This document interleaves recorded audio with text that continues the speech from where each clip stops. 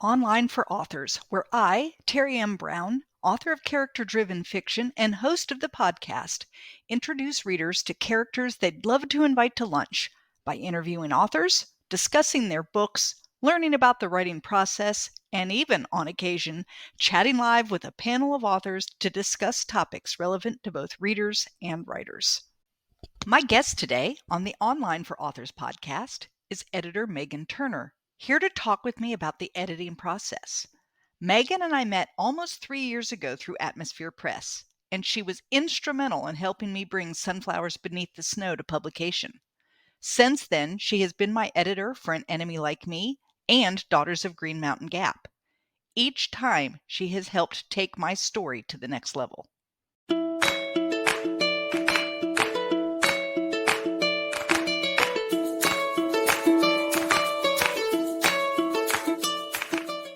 Welcome to Online for Authors. Today I have Megan Turner, an editor for Atmosphere Press, here with us today. Welcome. Thank you. Thank you for having me. Yeah, I'm really excited to have you. So Megan has helped me edit my 3 books. And when I was thinking about what I needed to do, like I want to help authors and I want to have, authored kind of like craft type things on here, I thought, who could I invite? And Megan came to mind because she's been really instrumental in helping me take my books from okay to books that can be out into the world. But before we get into the magic of Megan, why don't you tell us, Megan, a little bit about yourself, your editing, any writing that you're doing? We'd love to learn a little bit more about you.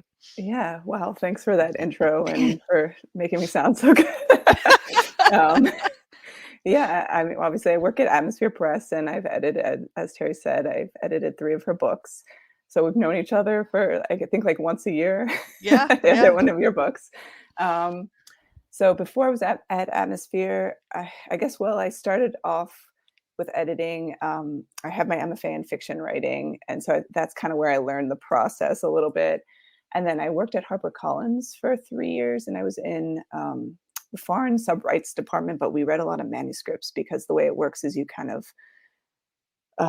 manuscripts come in on submission and then you read them for like sort of foreign potential. So that helped. I was reading a ton of books there. Right. Yeah. And then I've done other like little various editing jobs, mostly like copy editing and like, things like that. But, and I write on my own as well. And I think that does help to be, I don't know, it's nice to be able to see both sides of, and I've been in workshops and looked at friends' work and things like that.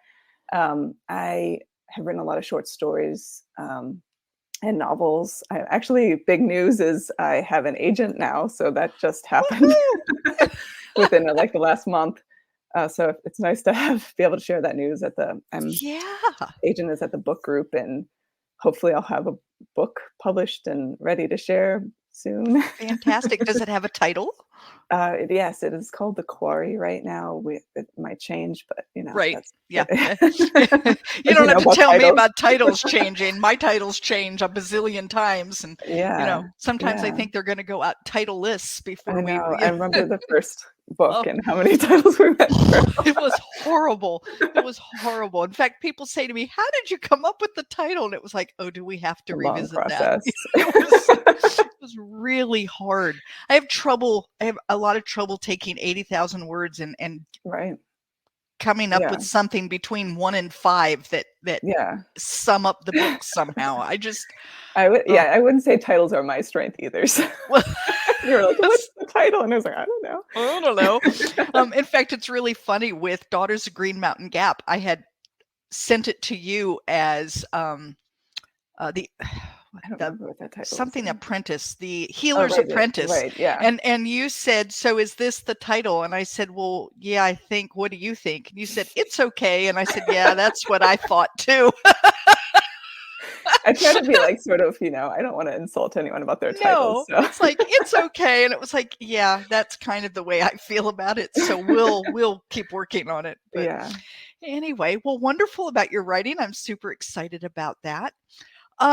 So when someone says you need to edit your book, okay, there are like several kinds of editing out there. So can you help explain the difference between developmental editing, line editing, copy Mhm. editing. Mhm. Where does proofreading fall into all of that? Like Yeah. it gets really confusing, especially if you haven't done this process a long time. Right.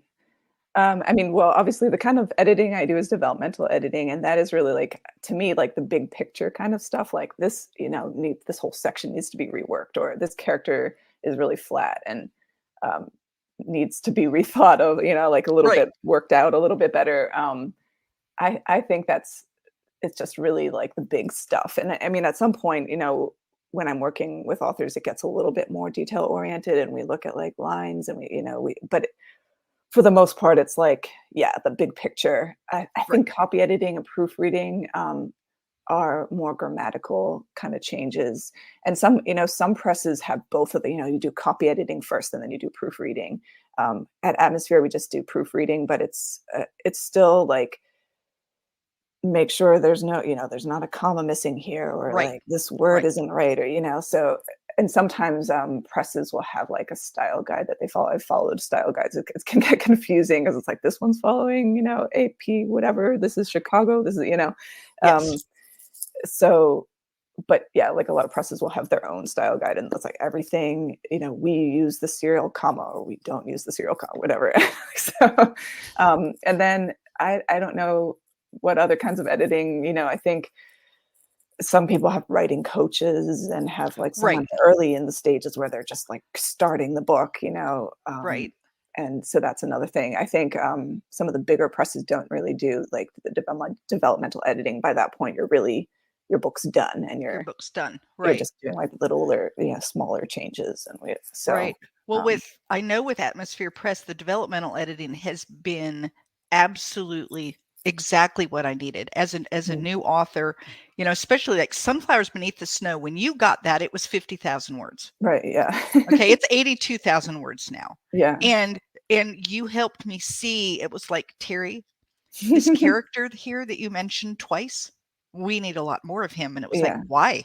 yeah, I you know, so you were able to, in fact, in each book, there are very specific things that you have done that helped me take my book from a really good idea and not badly written, but just not fully developed into something that I could put out there to the world. right, So, yeah, I think yeah, that developmental editing, of course, the copy editing, proofing, I mean, that mhm, always needs to be done. You don't want your book to go out and look like, a kindergartner typed it up. right, But I think the developmental editing is something that's just so valuable mhm, in terms of understanding what a reader is seeing and missing, because yeah. as an author, my characters live in my head. I know what they're thinking.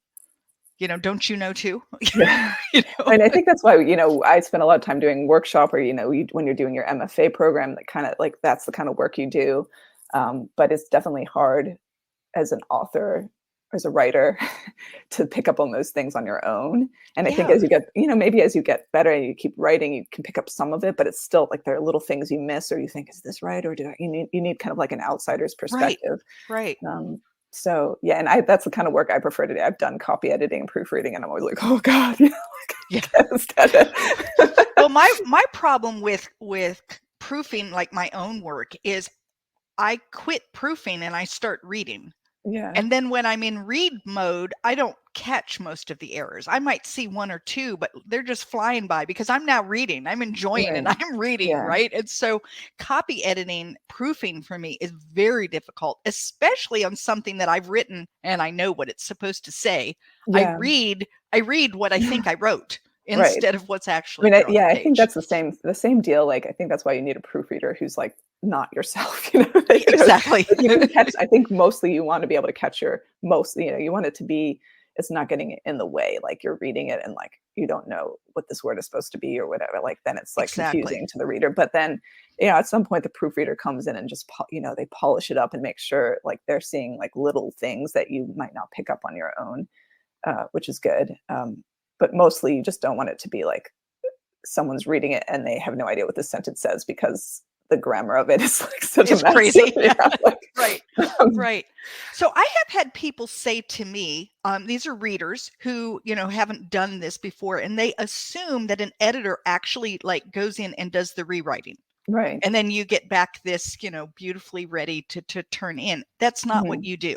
No. I mean, you haven't rewritten anything of mine. Can you explain the types of things that you say to authors, to writers, so that they can make these changes to their manuscript?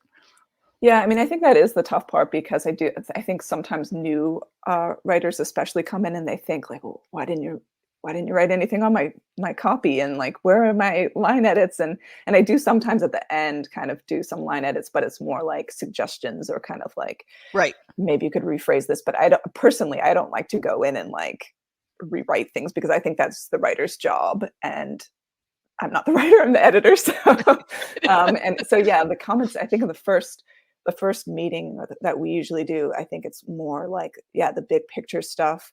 And I try to give examples of that and say, this character in this scene specifically, um, I don't, they're not developed enough as a character. And I want to, or like the dialogue isn't like really working here. Can you read this out loud to yourself and kind of see how it could flow a little bit better? Sometimes we look at, like, I think the first book of yours, we looked at the opening and it wasn't like, I think I had like kind of like a thriller opening, but it wasn't really a thriller book. Right. And you said, can we tone it back just a little bit so that people aren't confused about what they're getting into? Yeah.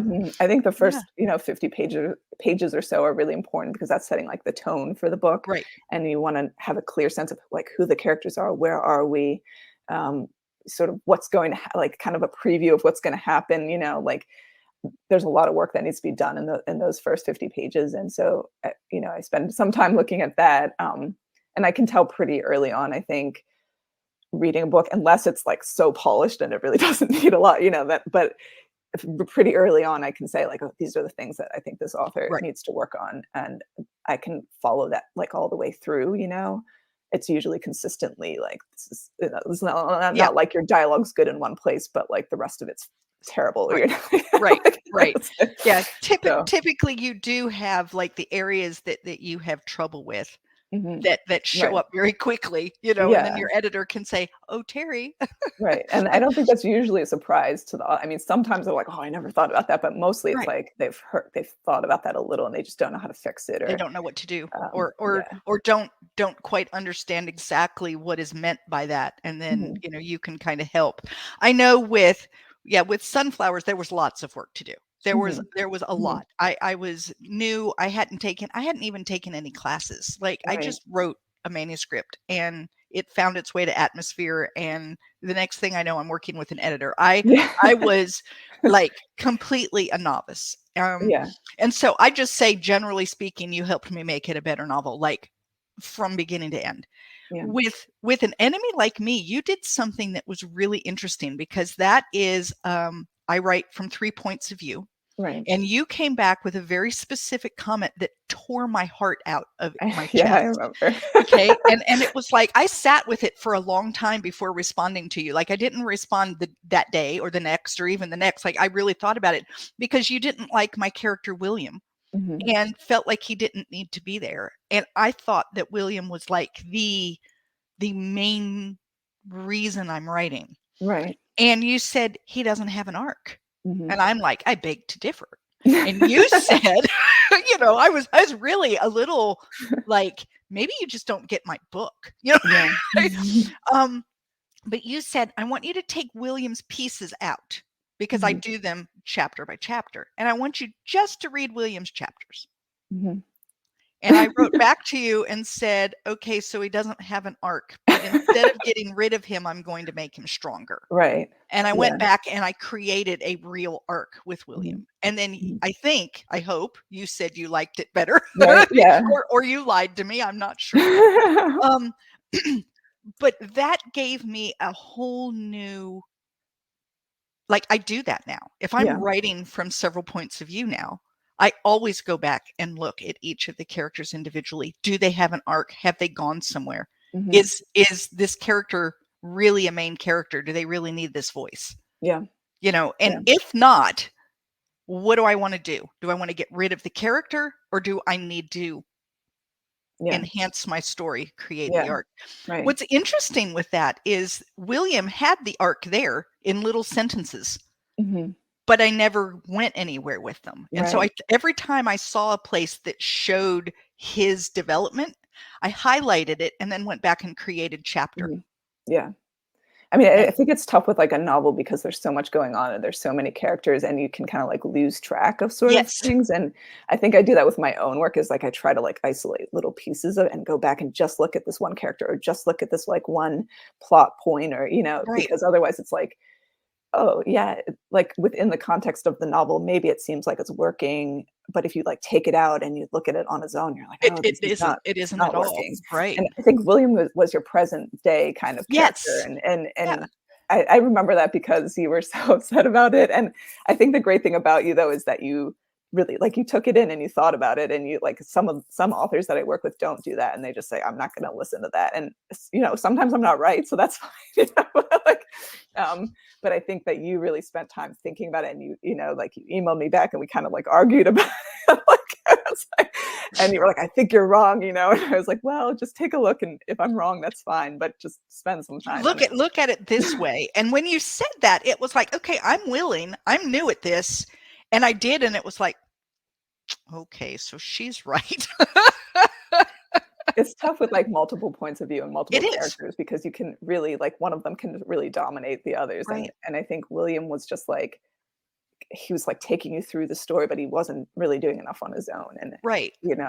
And so I tell people all the time, having been through this experience 3 times now, the first time was horrible for me. But it was not because of anything you did. It was just my own, like, oh my gosh, my baby is being torn to pieces. It just felt awful. The second time I felt a little angry, like the third time I could not wait to hear what you had to say, because both of the times before, by the time we worked through everything, the book was better, and I knew it.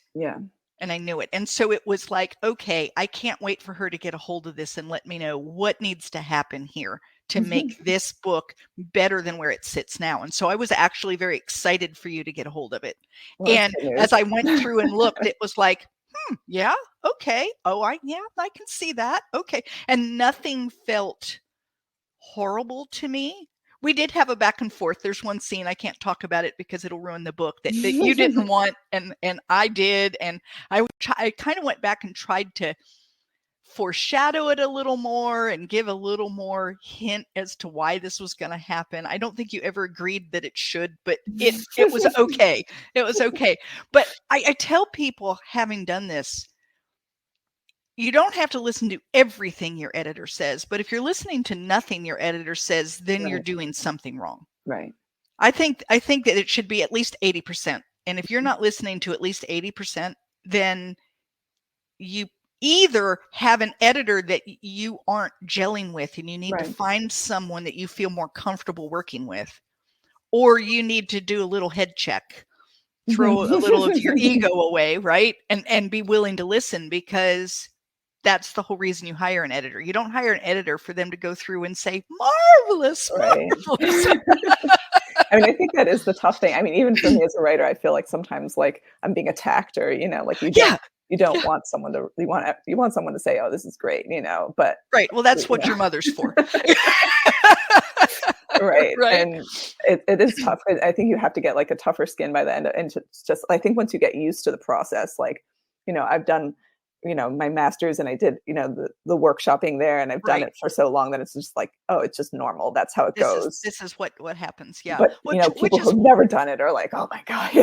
Which is why I think it was so hard with Sunflowers. And by the time I got to Daughters of Green Mountain Gap, it was like, oh yeah, let's do this. I'm really excited. The party about this. Yeah. It's like, woohoo, we get to, not that I enjoy the rewriting. I find it sometimes a little difficult to think, how am I going to make this happen? Yeah.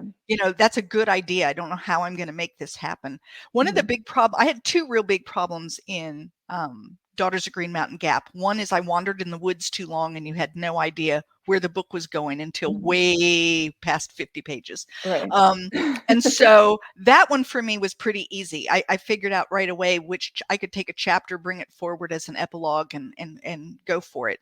And then the other one was I had a character that was so harsh that she was totally unlikable. Yeah. And by the time the crux of the situation happened, it didn't seem to, who cared? She's been saying that all along. Like, what difference does it make? Yeah, I mean, the unlikable character thing is tough because you can kind of have unlikable characters, but I feel like you also want your reader to like cheer for them a little bit. And if they don't connect with them at all, it's just, it's tough. But yeah, I mean, I think that's why I don't write for writers, because it's your book, like I can give you kind of the suggestions and give you kind of like, this is the direction that you should take, but I think you have to kind of find out for yourself sort of like how to do that. How am I going to get there? Right. Like if I went in and wrote your your prologue for you, you'd be like, this is not mine. Like, what is this? I wouldn't have written it that way. Yeah, right. No, and I think that's it's just very valuable to have that, not even just at like a reader, a beta reader, but someone who understands books, how they're supposed to go, this idea of arcs, all of the things that you understand, and then you're a reader, and so you're reading it and it's like, this is what's leaving me flat. You need, if this piece right here is really, or I mean, in Sunflowers, I had one character, I bring him up at the beginning, I brought him up at the end, and they're like, we want to know more about him, and I'm thinking, why? I think the book was, that was the original title, was his name too, right? Yes. Well, and I had no intention of ever leaving that, because his name's like Sandro. Yeah. Like the worst title that nobody can pronounce ever. Right. You can't spell it. You can't pronounce it. You can't remember it.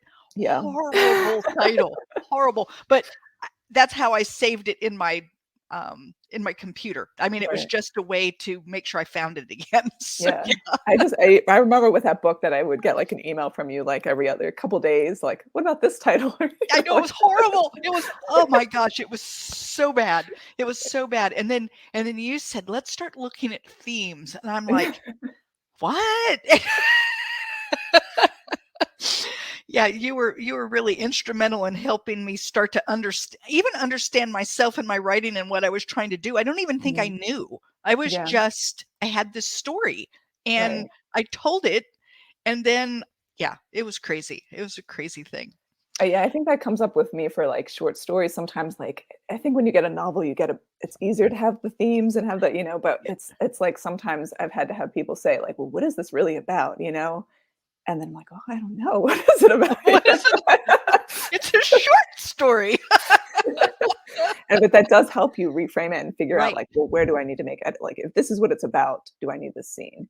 If it's, if this is what it's about, what should the title be that helps inform that? That's what like poetry does a lot. I don't write a lot of poetry, but I'm not good my at poet it, friends say, the title informs the rest of the piece. So yeah.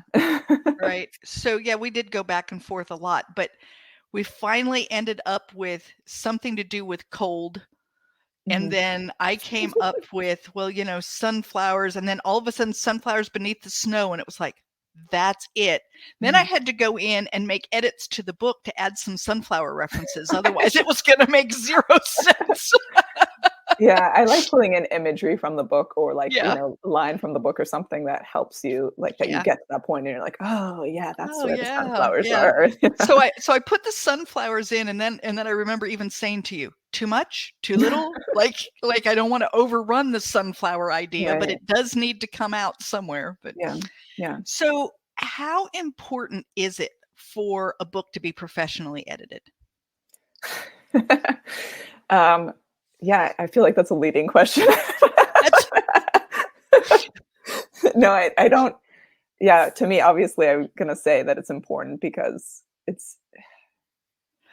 Okay, so let's look at it a different way. What happens? What is a writer left with if they don't have it professionally edited? Like, I guess that's, the why is it important is like, why? What do they have now versus what will they get later? I mean, I think the way that I think a lot of, especially new writers, come to it as like, oh, anyone can write a book, or like, I have this idea, isn't it great?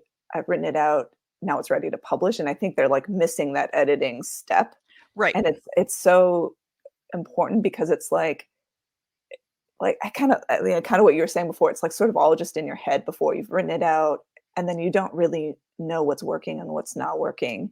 And I think you need that editor to come in and take it from the sort of another perspective, and like look at it from, you know, yes, you've written this book and there are elements that are working, but there are things that are not working, and that you need to sort of work on.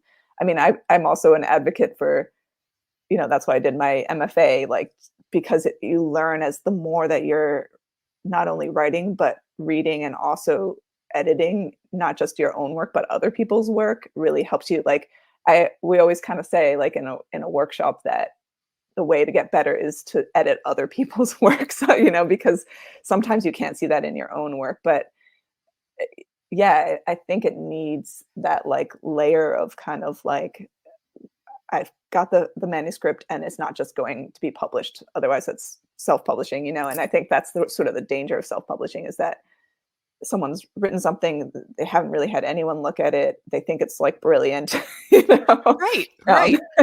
and they don't really know. They don't have the experience, I guess, most of the time. But even if you do have the experience, like, you don't, there are things that you can't see on your own that Yeah. you need someone else to look at. And if you don't do that, it's like you run the risk. Like, there are things that I've written that I'm like, oh my God, I'm so glad this was not published. Yeah. Woo! Yeah. Like, I Right. dodged a bullet because Right. at the time I thought it was brilliant, and now it's like, this was really, really not good. And you learn, especially like the novel is such a different thing than, a short story, or and you learn Exactly. sort of like what the pacing's like and how long it needs to be, and sort of how the characters develop over time. And yeah, I think you don't always get that immediately. And so I'm actually more of I'm a fan of kind of like sort of taking it slow and kind of working through the process and Right. becoming like, I mean, especially for you, like, you have grown so much from the first book to the third book, like, it's, Thanks.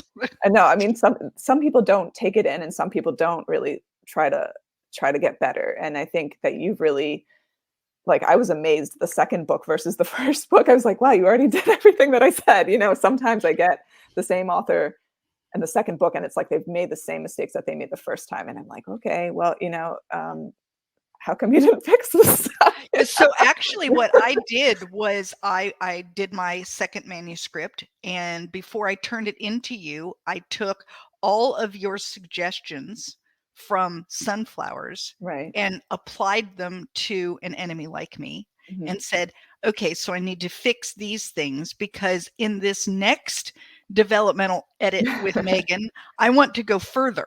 Right. I want to learn more. I want to get better. I Mhm. don't want her fixing the same stuff. I know how Right. to do that now. Yeah. And so I did. I went through and I fixed those things to the best of my ability. I'm Right. not saying it was perfect, but I mean, I went through and I fixed those things. Mhm. And then it was like, okay, now here's this. Now what? Yeah. You tell me what to do now Mhm. with this, you Yeah. know? That's what you want. I Yeah. mean, that's from an editor's point of view, that's exactly what you want. Like, that's that's the perfect sort of model of like, Well, and so my hope is by book 4, I won't hand you one where I wandered around in the woods for right. beyond 50 pages, that I'll have that part figured Mhm. out, that I'll make sure that all of my characters have strong arcs, that, Right. that I will have done these things that you've pointed out before, that I'll make sure that my characters are likable, Right. or even if they're not to be liked, that they have some redeeming quality, that we can at least, understand where they're coming from or something. I've learned these things. Mhm. I want to know what you'll teach me next. Right. Like, that's, Then you'll that's become the editor. no, That's where it becomes. I doubt it. I doubt it. But yeah, so that's kind of the process for me. So I'm curious, do you edit all genres, or do you have certain ones that you edit? Yeah, I mean, I think I do. It's sort of like I'm given a project, and I think over time, Atmosphere's kind of figured out sort of like the things that I'm the best at. I do get Hmm. a lot of women's fiction, um, and some romance and I've gotten some kind of sci-fi paranormal kind of stuff. I don't do a lot of nonfiction. I have done it, occasionally I'll get like a YA or children's book. But yeah, I think I have kind of like a niche, or like that sort of, they are like, oh, Megan's good at this, give this to her, or like this is like a real difficult one. I don't know. I think I have started getting some of the same authors again, and I think like they're writing their next book or they're writing the sequel or whatever. So I've gotten a lot of that. And sometimes it's a surprise. Like sometimes I get it only because like, oh, I know Spanish and I'm the only one who knows Spanish. So here you go. Right. Here you go. So, yeah. So for someone who, let's say that they're self-publishing, or they want to do a developmental edit before they get into, getting their book out there, is it important to find someone who like specializes in their genre? Is that an important thing, or is it more I don't know, because I have never had to go outside of coming to Atmosphere and letting them hand me my editor. So yeah, I mean, I think it is in a way, I mean, I think there are certainly like genres that I don't know as much about, and like I don't know like how it functions as well. Okay. But I think a book is also a book too. Like there's a lot of the same elements in all of these kind of genres, like the character development or like the plot, or I mean, sometimes that works differently based on like what kind of book it is. Like if it's like a thriller, maybe the character development isn't as important, and the plot is like driving it, and okay. But yeah, I would say like sometimes you just click better with certain authors. There's definitely been some that I'm like, I'm not really the best editor for this, but I'm going to do what I can, like or like they don't connect with the edits that I've given them. So that does happen sometimes. So I would say like if someone was self-publishing, that to give it a try, like try to meet with a person and get a sense of them, and if they're a good editor for you. And if it doesn't really click the first time, to look for someone else, or to, because I think that isn't what you want to have, like a good relationship, and you want to connect with that person. So no, I agree. I agree. In fact, when my second book came out and they said, would it be okay if we gave it to Megan again? It was like, well, yeah. I mean, absolutely. We already know one another now, Yeah. And so that it does feel good too when you can connect with someone and understand a little bit about like where they're coming from and whatnot. I do have a little caveat though. If you've tried out 3 or 4 or 5 editors, and every time you say, well, I just don't like this, it's probably that you don't like editing, and you're going to have to like get over that. It's okay. It's okay to make a mistake once or twice and pick someone that isn't really for you. But if they always feel that way, you might want to look at yourself. Yeah. I mean, I think like you said, like you want to be able to listen to the edits and make changes. And I mean, I think there is something to be said about following your instincts as well, because you don't want to make a change that you're like, this just doesn't make sense for my book. It does, like that goes against everything I'm trying to do. Right. But I think most editors are sort of, I would hope, like they're open to that, and they're like, okay, I'm not going to force you to make that change. Right. I mean, you definitely made some suggestions in each of the 3 books that I chose not to follow. Right. But it wasn't the majority. Right. It was by far in minority, and it was usually rather small things in terms of the whole book. And it was like, no, I need this. Yeah. This is Yeah, I think that's I mean, it's something like maybe I just didn't get it, or like maybe it made sense to you, but it wasn't something that like I followed, or like I think there are like these little things that happen. And I mean, I think that happens in a workshop too, if you're in a group, or I always say like if the majority all says this one thing, and then like one person says, like I think you kind of can take in, if you have a group there, like maybe if they're all saying it, that it's right. But there could be the occasion that like one person says this and one person says that, and you have to kind of like go with your instincts. Right. Which is, so I've tried doing the beta reader thing, and I have trouble with that, because I'll get beta readers that are saying opposite things. Right. Yeah. And it's like, now what do I do? So I gave that up. I just don't do that. I write, I now edit, I self-edit until I get it to the point that I want Megan to see it. Then I give it to Megan. Then I do more editing. Then we proof it, and then I'll let ARC readers see it. But Right. I can't have too many fingers in my pie because it makes me crazy. Yeah, and I think there are some times where you kind of get these like opposite reads, and you like I do have sometimes authors coming in saying, "Well, I already had this editor look at it, and she said like the complete opposite of that." And I'm like, "Oh God." Right.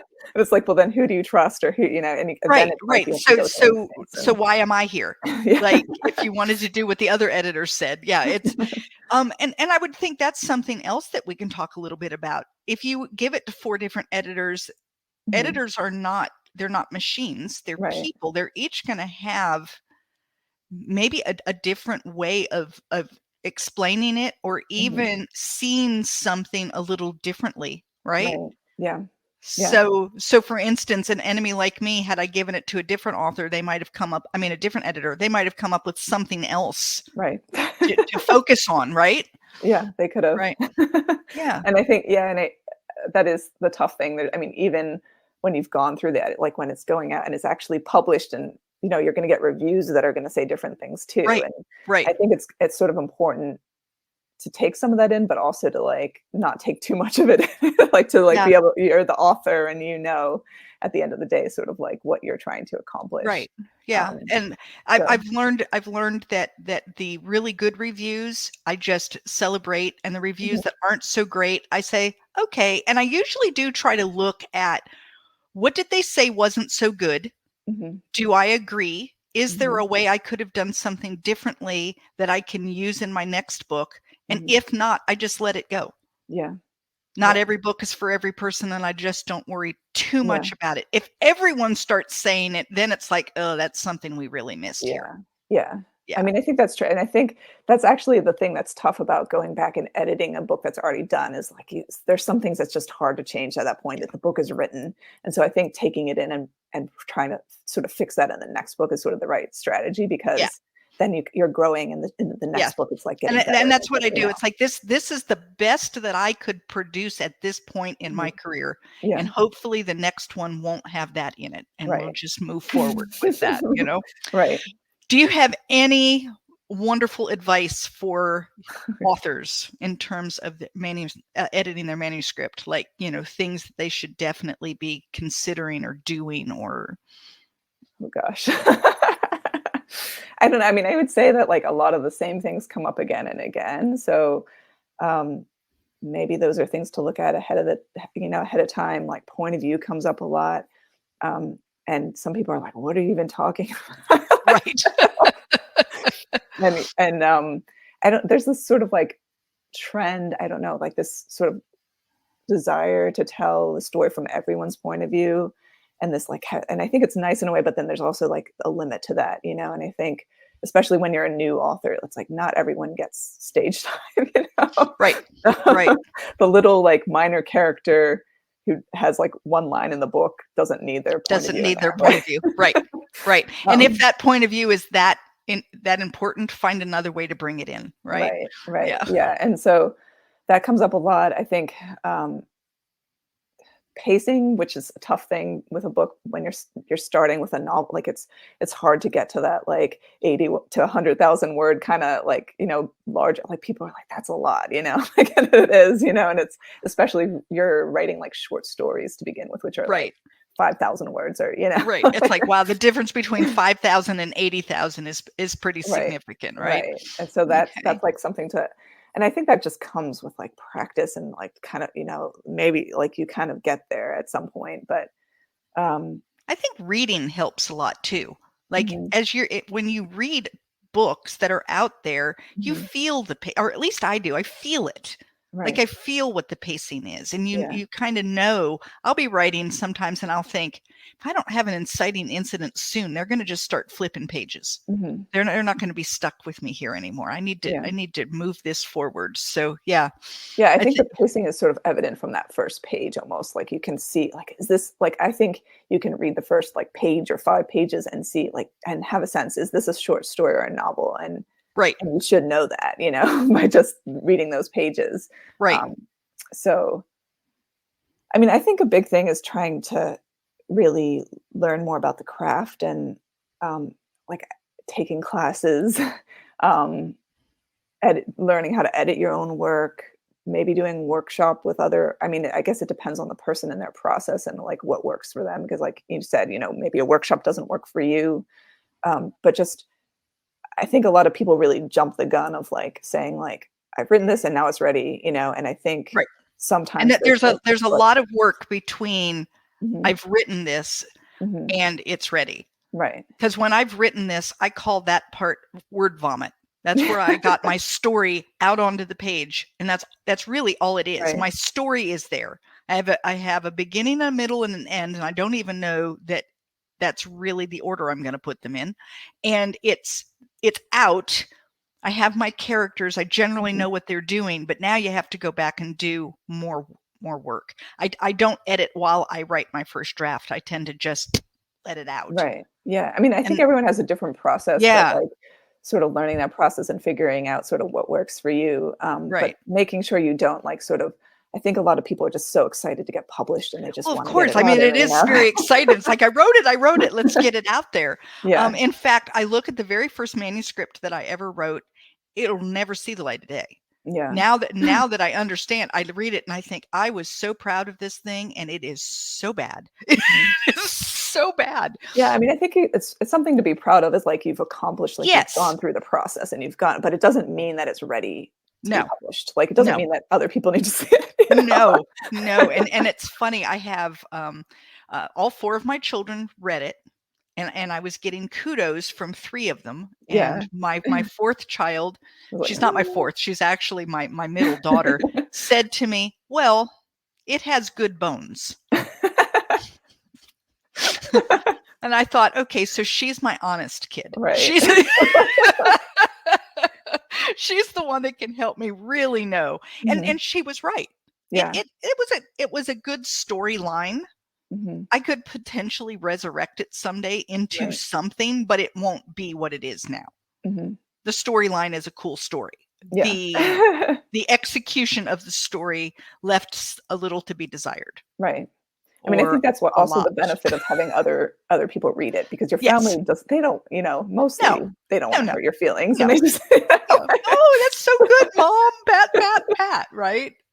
Or my mom who says, "I could never write that many words." I mean, she just thinks Yeah. it's fabulous because I have that Right. many words that I can put Right. together in one place. And Mhm. so, yeah, I think it is good to so just to go back, I don't like what I consider beta readers. Right. I don't mind doing workshops though. Right. I like Mhm. getting together with a group like that in which I can hear out loud. We're Mhm. talking, we're working through things, because I'm learning a lot, not only from my own, but from other people Right. that I'm doing. And I think maybe it could be my caliber of beta reader, Right. you know. No, and I don't mean that in a bad way. I'm just saying that maybe I need people who are either writers themselves Mhm. or who have editing backgrounds or something that is more than just I like it or I don't like it, Right. or Yeah. you know, Right, I something know. I that's mean, valuable. I have my husband read some of my stuff, and he's always pretty much, "Okay, good," you know? Yeah.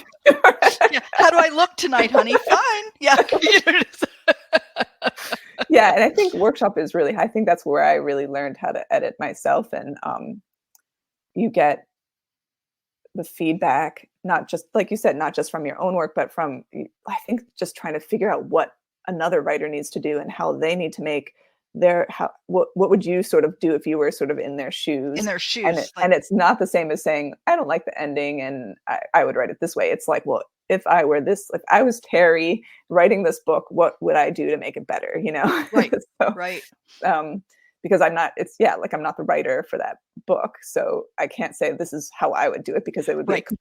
completely different book, you know? Right. Well, and you may not have ever written it to begin with, Right. and you would have had a character be someone different, and Yeah, everything would be different because it right. would be from your point of view. Right. Yeah, and I think also in a workshop, you have so many people reading it that you do kind of sometimes get this consensus, or You you get, do. like, I do think that with a workshop like that, you do start to get, uh, and even if not everyone said it to begin with, as it's Mhm, talked about out loud, mhm. you hear what people are saying, and it Right. does kind of gel into, this is what I need. Yeah, You and know? I think sometimes you also get a better sense of who's a better reader for you. Like, you Yeah, do sometimes say, like sometimes the majority says one thing, but, like, these 3 or 4 people say this, and I like those readers, and I think they understand my work, right. and I think they're right, you know? And Like this is who I'm aiming my book at. Right. So Yeah. this is who, because what I've said a bazillion times now is not every book is for every reader. Mhm. And, I tell readers all the time, if you pick up a book and you're not enjoying it, put it down. Right. Go get another one. There's a lot of books out there. Go get the book that suits you. Mhm. And that's true. So, which is why I say you don't have to listen to everything your editor Mhm. says. You Mhm. have to listen to a majority of it. Right. But I mean, yeah, and yeah. sometimes your reader may be better than your editor does. And Right. so you can say, this is what I know my reader wants to see. Yeah, and then, like I said before, there are some things that I don't read as much. Like, I have, edited some paranormal romance, and I don't read a ton of paranormal No, romance, and no. the first one I read, I was like, "Wow, this whole world is so great, and where'd you come up with this?" And then I realized that that was, like, built into, like, every book that had paranormal like that it was that he hadn't created it, and that it Right. was, like, part of the genre, you know, This and is it was what like, this yeah. is what's expected. This is Right. the expectation. Right. Right. Yeah. Well, Megan, if someone wanted to chat with you about the editing process or about your new book that's going to hopefully be Wow. coming out, where can they find you?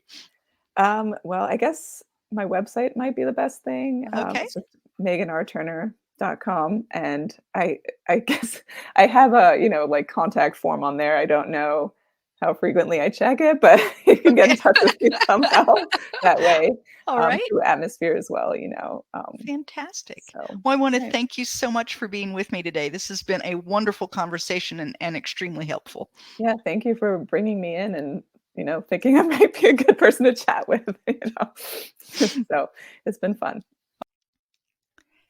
Thank you for listening to Online for Authors, where I, Teri M Brown, author of character-driven fiction and host of the podcast, introduce readers to characters they'd love to invite to lunch. Tune in next Tuesday for another podcast episode.